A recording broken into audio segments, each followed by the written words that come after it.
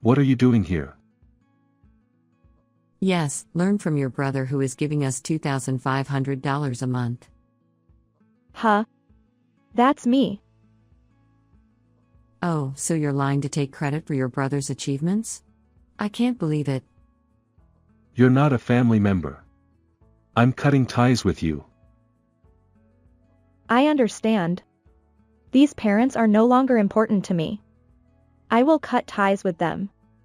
They should realize what will happen when the allowance stops. My name is Mia. I am a 38-year-old company owner. The company was small at first, but now it has grown to have more than 20 employees. Since it is still a developing company, I want to expand its scale while cooperating with my employees in the future. They always say things like this. Please confirm. There is a meeting at 4 p.m. The president of our business partner is calling. I lead a hectic life like this, but I feel very fulfilled by my work. However, I could never have imagined being in the situation I am in now when I was younger. My family environment was not very good. It wasn't because we were poor or anything like that. But I had to drop out of high school and was then forced to leave home. The reason I had to leave home was because of my younger brother.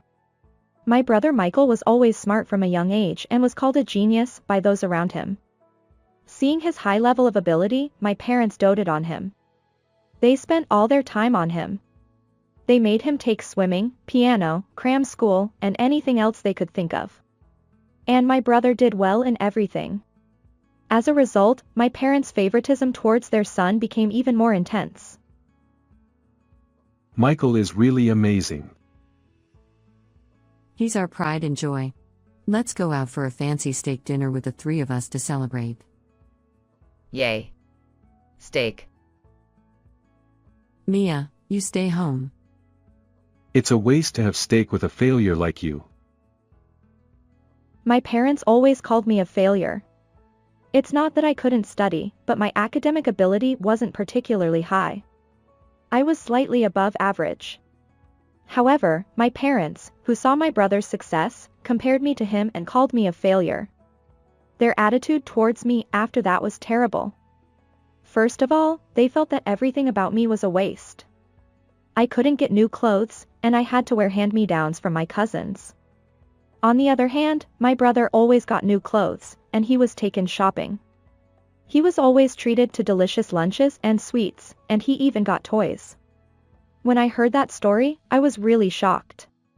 Why did my parents have to distinguish so much between me and my brother? I was doing my best too. My parents seemed to have no interest in me. So they told me that I must only apply to public high schools with low tuition fees, and if I want to go to a private high school, I should work instead of going to high school. I never thought they would say something like that, so I studied hard and passed the entrance exam for a public high school. I thought it was good that I could finally become a high school student, but an incident occurred when I was a second-year high school student. It all started when my brother said he wanted to go to a private high school. In the area where I live, there was a public high school with the highest academic ability. But my brother said there was a private high school he wanted to attend more than that one. That school also had a high academic level, so my parents agreed.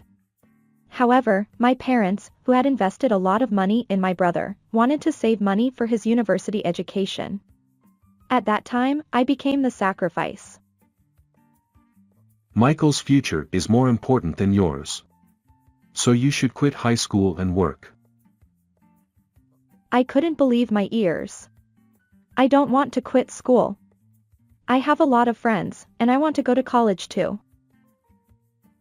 Don't be selfish. We don't have money to spend on failures like you.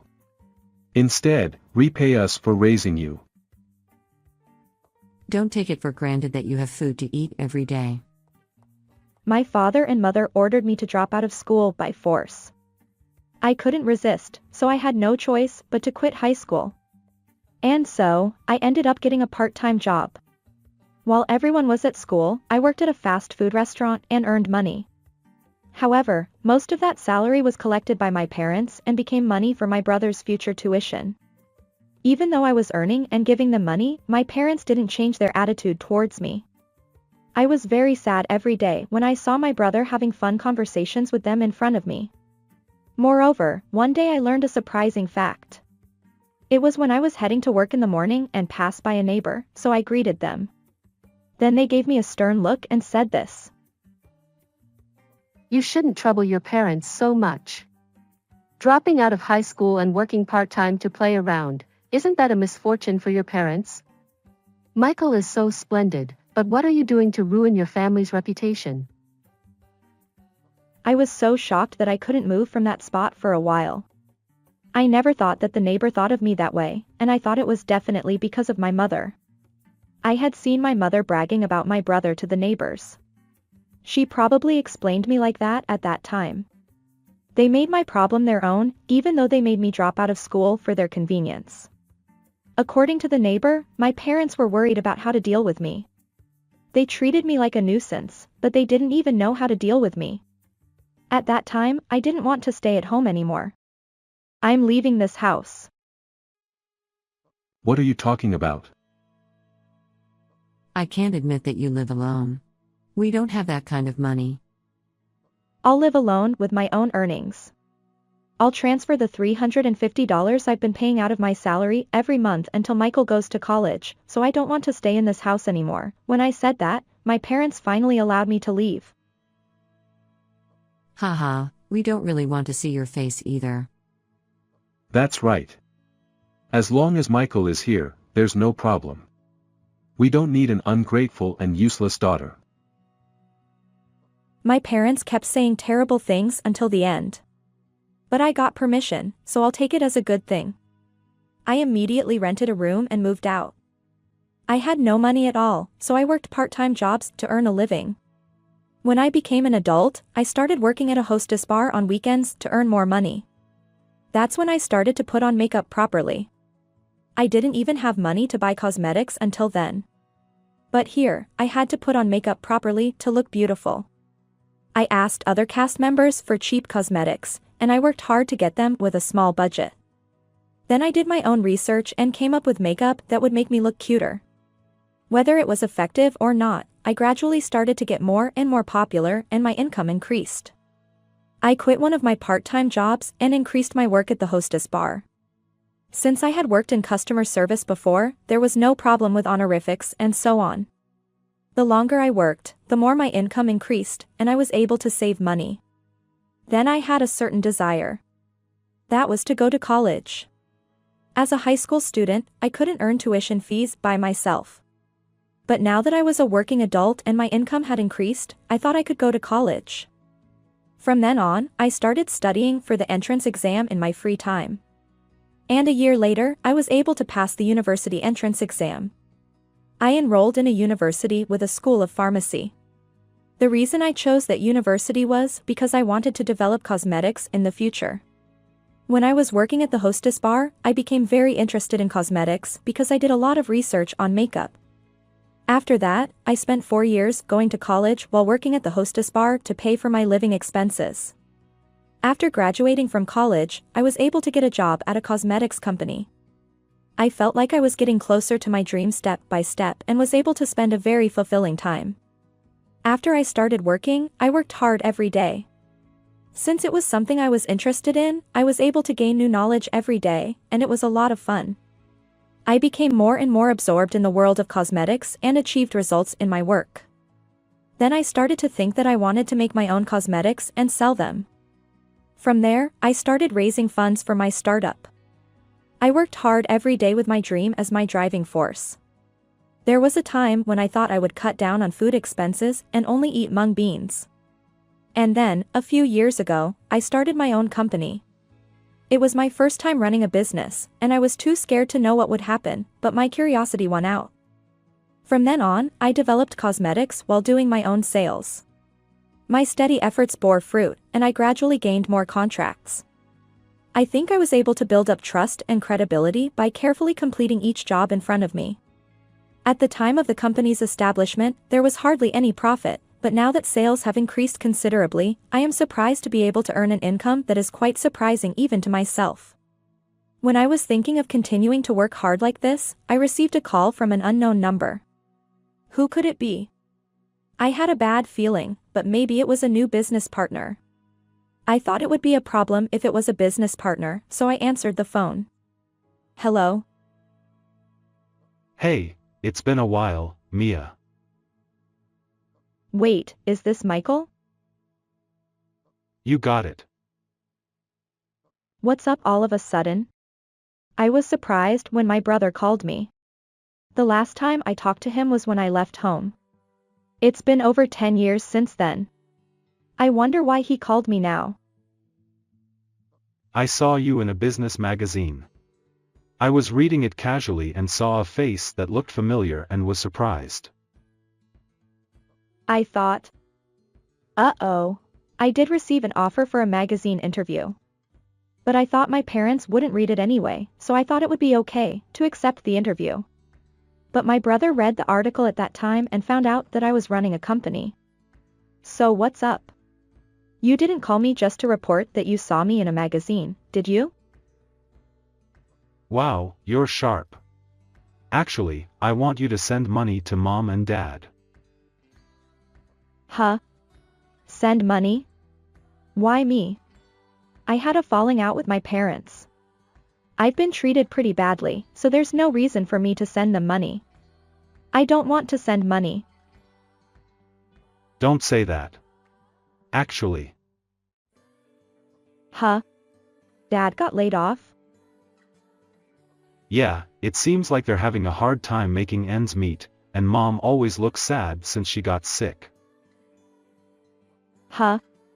Really? I was quite shaken. Even though I've been treated so badly, they're still my parents. I'm worried that my family is going through a tough time. Are you willing to send money? Well, if it's just a little bit, I can help.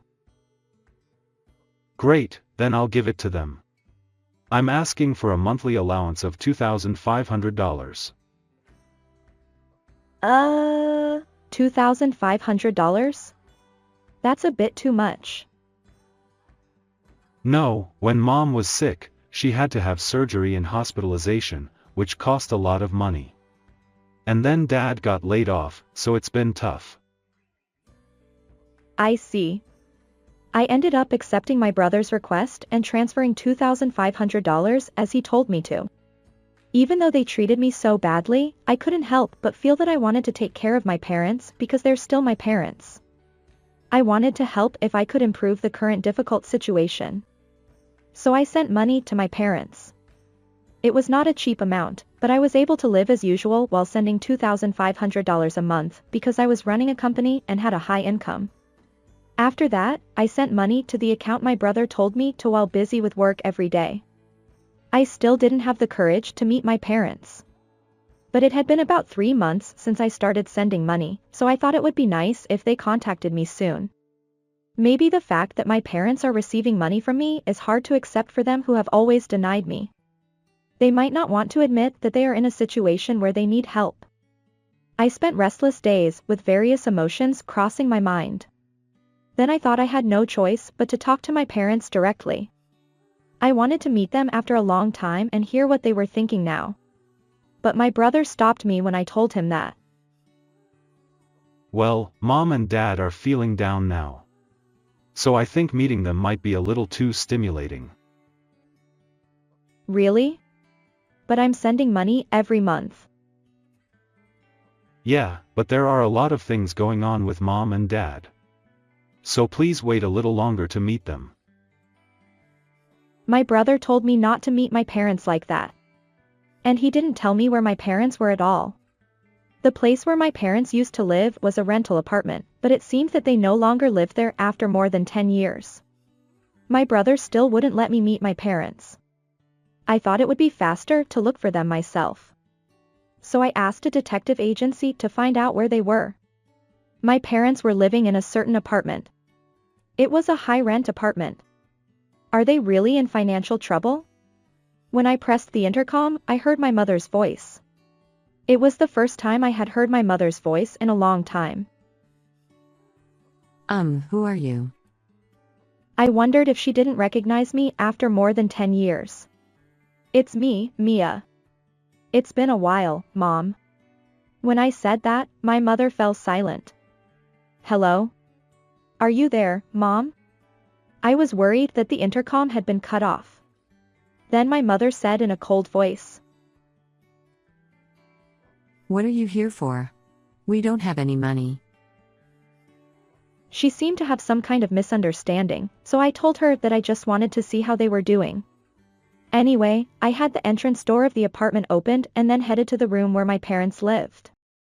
When I pressed the doorbell, my mother opened the door and greeted me. And there was my father. Hey, it's been a while. My father and mother didn't look much different, but they looked their age. What did you come here for? My parents glared at me with their arms crossed. Hey, don't be so wary. Michael told me that you guys were in a tough situation. Michael? Yeah, he said that you were laid off and that Mom had surgery.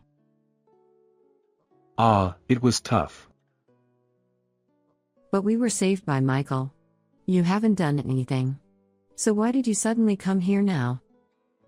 Huh? I haven't done anything? That's right. What are you doing here? You should learn from your brother who sends $2,500 a month. I didn't understand. Huh? That's me though. I mean, I'm the one who sends $2,500 Are you trying a to month. take credit for your brother's achievements by lying? I can't believe it. You're not family. I'm cutting ties with you. My parents didn't believe anything I said. But since I had transferred the money to my brother's account and he had given it to them directly, they probably didn't believe that it was from me. It was cruel of them to insult me like that and say that they would cut ties with me. I had been sending them money for the past few months to help them. Your existence has been a nuisance since the beginning. Yes. We only needed Michael. Got it. I don't care anymore. I'll cut ties with these parents myself. They should realize what will happen when the money stops. I went home immediately. And I decided not to send them money anymore. The next day, my brother called me, but I ignored him. He would probably just insult me too. I won't send him money anymore, and there's nothing to talk about. I blocked my brother's calls and returned to my daily life. I have a lot of work to do because it's very busy. It was already the next month before I knew it. Then I received a call from an unknown number. I thought it was a prank call, but it kept calling me, so I answered it fearfully. Huh? Is that you, Mom? Yes. It's been a long time. What's wrong? Why is Mom calling me? Don't say it like that. We're parent and child, aren't we? Weren't we supposed to cut ties? I don't want to. That was, a joke. I see. They can't make ends meet because I stopped sending them money. And when they urged my brother, he probably told them that I was sending them money. If you were sending us money, you should have told us from the beginning. I did explain it like that, but you didn't believe me. But at that time, Michael said he was sending us money. Besides, Michael was living with us and paying part of the rent for that room. I see. You were living together. It seems that my brother also benefited from my money. It's your father. I can't believe Mia is running a company. You're my proud daughter. My father tried to flatter me. This is a complete turnaround. Last month, you said that you only needed Michael. Well, I don't want to be manipulated by you anymore, so I'll tell you clearly. I won't have anything to do with you anymore. I'll cut ties with you and Michael. If you appear in front of me again, I'll call the police without mercy. Don't show your face to me again. wait a minute. That's right. We can't live without your money. I've been sending you money for about 6 months, so you should have some savings. No. When we moved to a new place, we bought expensive furniture and appliances, so all the money's gone every month. I see. Then sell the furniture and pay the rent. Anyway, I won't have anything to do with you anymore. Bye. Oh, wait. I said that and hung up the phone and immediately blocked their calls.